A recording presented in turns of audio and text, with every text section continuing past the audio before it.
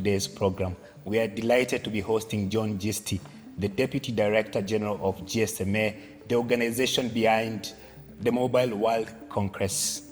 He also serves as GSMA Chief Regulatory Officer, as well as President of the GSMA Foundation.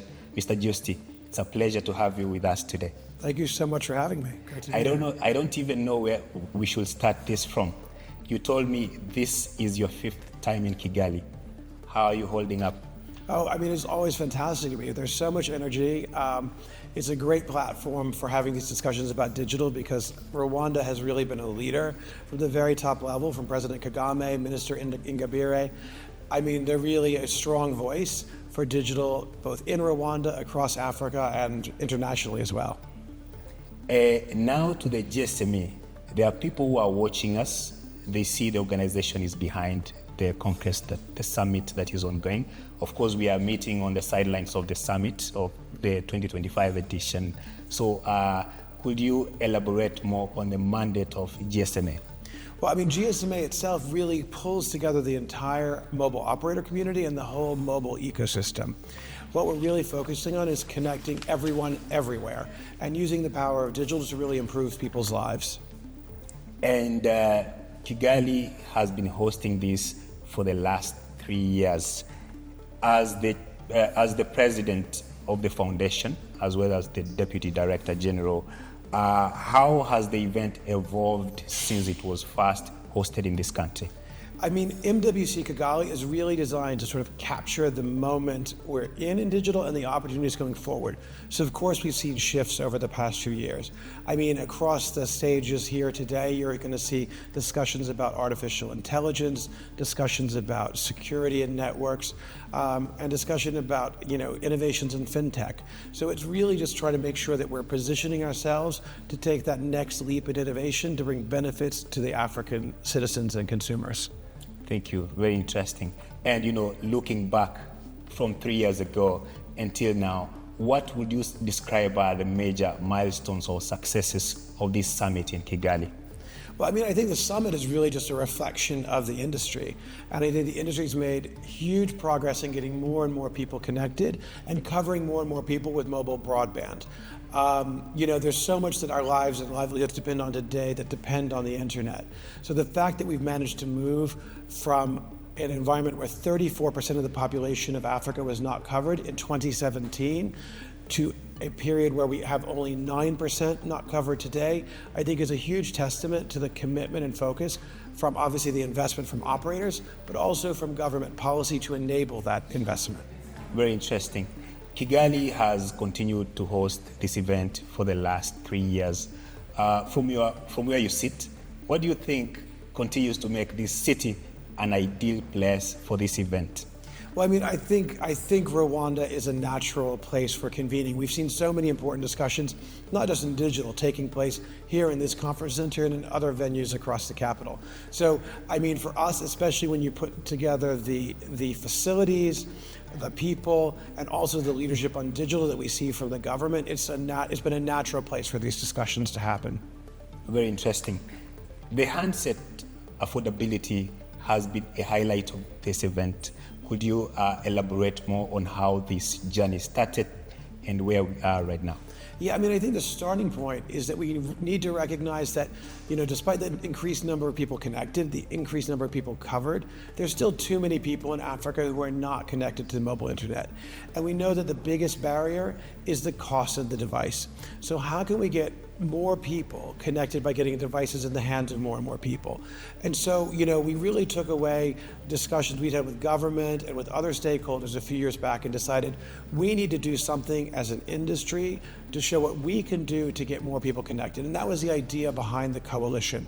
So we brought together the 6 largest African operators, device manufacturers, and major international institutions, such as the International Telecommunication Union and the World Bank, together to focus on what can we do together to reduce the cost, especially of entry-level devices, and how can we make sure that it is something that more and more people can afford. There have been efforts, affordability. There have been efforts in the past to make gadgets affordable. What makes this coalition unique? So we were really focused when we created this coalition. We didn't just want another group of people talking. We wanted to figure out what we could do by bringing the relevant stakeholders together and identify concrete action. And so I'm really pleased we were able to use MWC Kigali this week to announce what all the main six operators from across the African continent have come together and identified what they see as the baseline specifications for a 4G smartphone that is both functional, it meets the needs of people, but is also a desirable device. So it still has the functionality of a smartphone that makes it interesting and something that people will like to continue to leverage for business, for social life, for all the things that people use their smartphones for today. So I'm really optimistic that the fact that we were able to launch this here in Kigali, now taking these discussions to the device manufacturers, will mean that we're going to see soon more and more affordable devices being deployed by operators across Africa. The coalition's proposal to make handsets affordable to every person is quite ambitious. So, what practical steps is the organization taking together with its coalition partners to ensure that this takes effect? So it is a big problem, right? So it can't be solved by any one company or one country alone. And that's why we wanted to bring everyone together, including governments, because I think governments have a major role to play. And I think that we're focusing on how can we reduce the cost of the device itself, how can we look at innovative ways so that we can finance the devices over time and de-risk that financing. And what are the elements that go into the cost? And a big element is also tax in many cases. So what role can we do in working with governments to support them on reducing that tax burden? As part of the coalition's proposal, South Africa has been cited as a model for the rest of the countries to remove taxes, especially the luxury taxes on gadgets or devices. How feasible is it to replicate such affordability policies across other African nations? Yeah, I think we've seen great leadership coming from South Africa when it removed the luxury tax from smartphones. And I think the takeaway, because it's not a one-size-fits-all, every market will be a little bit different, but the key takeaway is smartphones are no longer a luxury. Let's stop treating it like tobacco and alcohol and start treating it like bread and vegetables. It is that kind of basic necessity. So of course, you can have taxation in the markets, but make sure it's fair, not disproportionate, and really focusing on enabling those with the least means to have access. And also, from the practical steps that you cited, how realistically can Africans expect these affordable devices? Well, I think we're already seeing huge improvements in the number of affordable devices coming into the market in partnership with some of the major operators across the continent. So we're already seeing prices going down. I think, so you're seeing more and more people connected. We have seen that. But what we need to see is the price points coming down even further to get the people who can't even quite tap into those lower cost devices that are out there now. And I'm very optimistic that the fact that we now have sent a clear signal to the market that the operators across Africa have agreed these are the basic specifications that we need to sell a device to those not yet connected, I think will really help the manufacturers know that they can get this device and sell this device in Africa through the operators. Interesting. And also the GSMA Mobile Economy Africa Report 2025 that was also introduced here over this summit highlights a huge usage gap despite strong progress. What will it take to accelerate inclusion and close the divide? I think the biggest one is the affordability. That is the biggest barrier. So we've talked about that. But I think another one is digital skills and relevant content. So I think there's a huge role for the operators already have a number of programs in place to train people on how to safely use smartphones. But I think there's a lot more we could be doing at schools and with government stakeholders, NGOs, to get more and more people enabled with the tools to use the device.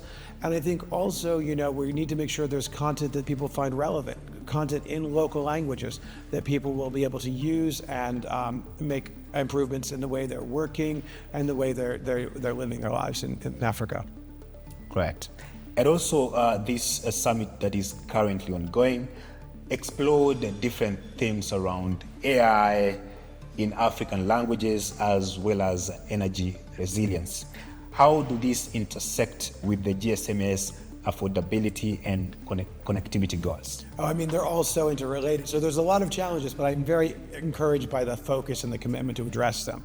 And I think when you talk about AI, we know AI is just the hot topic of the moment here in MWC Kigali, but across all digital, platforms.